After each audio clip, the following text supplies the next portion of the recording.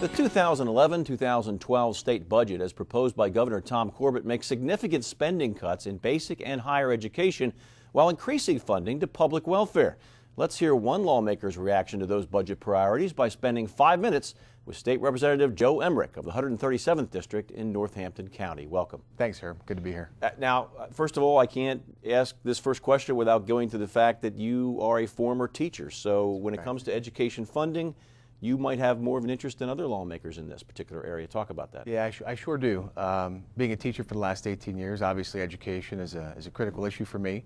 And I support some of the macro concepts of the governor's budget. The fact that he's cut spending over 3% is great. No tax increases is a great idea. But I think that people expected cuts, and I think people were hoping for a shared, equitable cut throughout the budget process. And the depth of cuts to education relative to other places, I think really has people concerned. It has me concerned. And I'd like to see some of those cuts done in a more equitable fashion. Now, you talked about as opposed to other places. Let's talk about one of those places, and that's the Department of Public Welfare. Sure. That is actually getting increased money. That's already the biggest source of spending for Pennsylvania in the budget since starting a couple budgets ago. That's correct. What are your thoughts on that?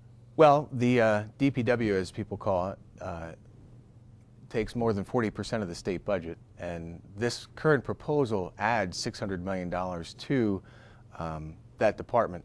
And I think, the one department where there is more room to cut than any place else is the Department of Public Welfare.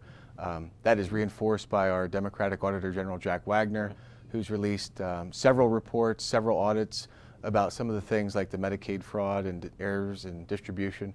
And for me as a teacher and understanding that one of the objectives, if we want to get people off of welfare, the best way to do it is to provide them a quality education. I just don't think that can happen under this current proposal. So what we would like to see is a more shared distribution of the cuts across different parts of the budgets. What are your concerns specifically with the cuts that have been suggested by the governor in basic ed for your school districts in your district? How will those cuts manifest themselves? What are the results of that, or do you fear? Well, certainly the way current law stands is you're gonna see each school district saw about an average of a 9% cut from the state to their budgets. That means teachers could be furloughed. It means programs could be cut. We don't know. It's not a final budget. It's simply a proposal of the governor. And so, it's, the kids ultimately suffer, and that's I think the most concern to people. And we need to make sure that we're providing them equitable funds. One of the things I'd like to see addressed, and I've heard that it is going to be talked about or looked at, is the funding formula for our schools. Right. And you have some districts in the state that receive 70% of their funding from Harrisburg.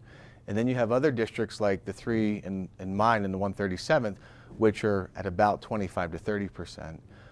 It's not equitable and it's not fair, and that really needs to be addressed and looked at closely. And I hope that happens as part of this budget process as well. The majority leader in the House, Representative Mike Torzai, has said that while he agrees with the governor's overall spending figure, he wants to spend $27.3 billion, that he also thinks, like you, that there needs to be adjustments made in those cuts to education, both at the basic ed level and the higher ed level, and also something done with welfare, as you're suggesting. Does that give you some hope that that these kinds of things will be straightened out a little bit? It does. I think people are guarded about being optimistic about things in Harrisburg and how and when they get done. But I am optimistic. I do think that there is room for some adjustments of different parts of the budget, whether it's certain line items or certain departments.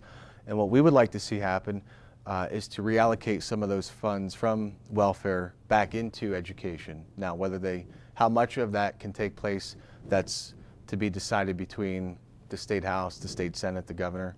How much goes back to basic ed, how much goes back to higher ed, is yet to be seen. How much goes to FIA.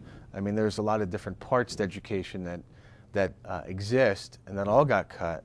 And so, everybody's hurting, and we're going to do what we can to reallocate funds appropriately back to the best of our ability. Very good. Well, I know you and your colleagues will be in the coming weeks and months of the budget debates fighting to bring those adjustments back, bringing more money into education, and I wish you well with that. Great, thank you, and I really appreciate it. Thanks for giving me the Representative Joe chance. Emrick of the 137th District in Northampton County, thank you. Thank you, Herb. I appreciate it. And if you have any questions about what you've just heard, or if you'd like to contact Representative Emrick, you'll see his contact information in a moment, both his phone number to his district office and his website. That's it for now, and thanks for spending 5 minutes with State Representative Joe Emrick.